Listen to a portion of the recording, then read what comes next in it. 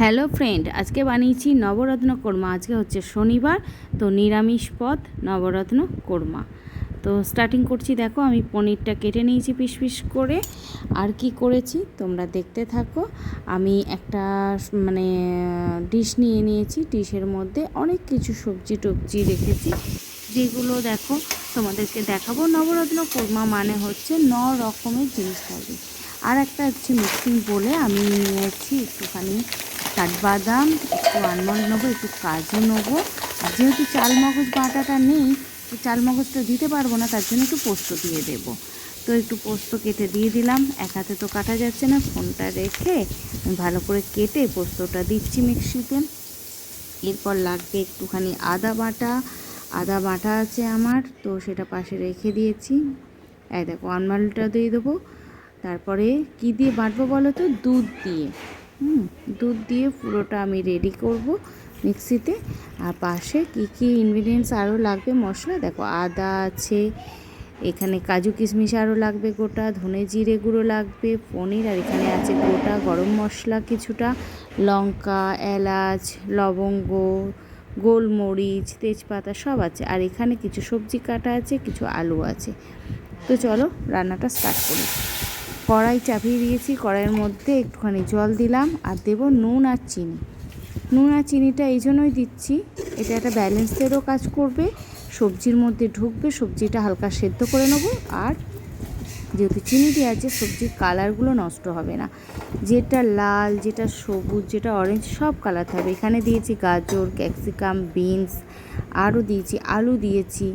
আর এই যে পেস্টটা রেডি হয়ে গেছে, টমেটোটাও বেটে নিয়েছি, টমেটোটাও রেডি হয়ে গেছে। এবার তাতে ওই বাটার মধ্যে একটু আদা দিয়ে দেব, আদাটা দিয়ে আরেকবার ঘুরিয়ে নেব। আর সবজিগুলো দেখো আমি হালকা বয়েল করে জলটা কিন্তু রেখে দেবো, ফেলে দেব না। তারপর আমি ফ্রাই প্যান বসিয়ে দিয়েছি, সাদা তেল দিয়ে দেবো। নামাবার আগে একটুখানি ঘি দেবো। তো পনিরটা দিয়ে দিলাম, পনিরটা ভাজছি কিন্তু তেলটা মনে হয় পুরোটা হয়নি গরম। আমি পনিরটা দিয়ে দিয়েছি, যার জন্য পনিরটা লেগে গেছিলো ফ্রাই প্যানের মধ্যে। তো আস্তে আস্তে পনিরটা আমি তুলে রাখবো। সেই তেলের মধ্যে গোটা গরম মশলাগুলো দিয়ে দেবো। গোটা গরম মশলাগুলো দেওয়ার পর তোমরা দেখো যে একটু লাল লাল হয়ে আসে, আমি দারচিনিটা ভাঙার চেষ্টা করছি। দেখো গরম মশলাটা একটু লাল লাল করে গরম মশলা ভেজে নিচ্ছি। ভেজে নেওয়ার পর আমি দিয়ে দেব ওই কাজু বাদাম আর কিশমিশ রেখেছিলাম গোটা, তো সেই গোটাগুলো দিয়ে দিলাম। গোটাগুলো দেওয়ার পর দেখো একটু লাল লাল করে আমি ভেজে নেবো, আস্তে আস্তে ভাজবো, কারণ বেশি জোরে দেওয়া যাবে না, পুড়ে যাবে। এরপর দিয়ে দিলাম যে টমেটো বাটাটা ছিল, সেই টমেটো পিউরিটা দিয়ে দিলাম।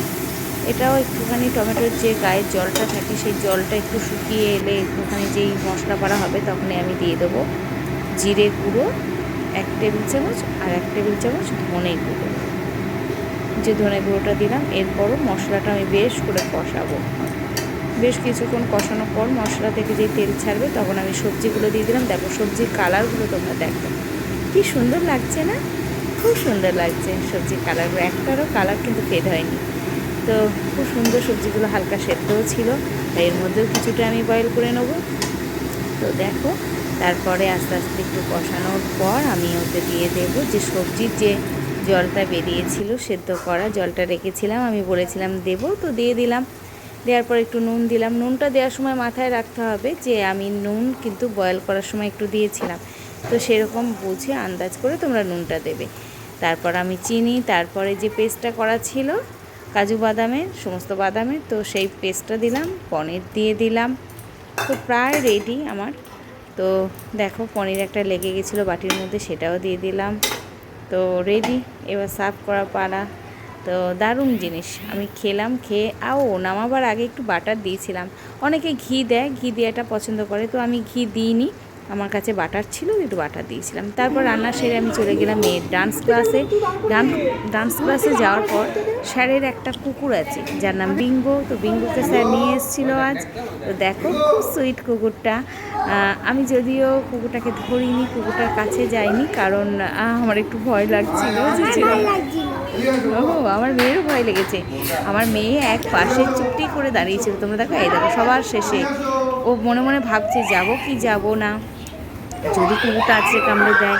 তো তো কুকুরটা ছাড়া পেয়ে দেখো গোটা ঘরে কীভাবে খেলে বেড়াচ্ছে। কুকুরটাও তো বাচ্চা আর আমাদের মেয়েরাও বাচ্চা, তা দুই বাচ্চা মিলে খুব সুন্দর খেলা করছে।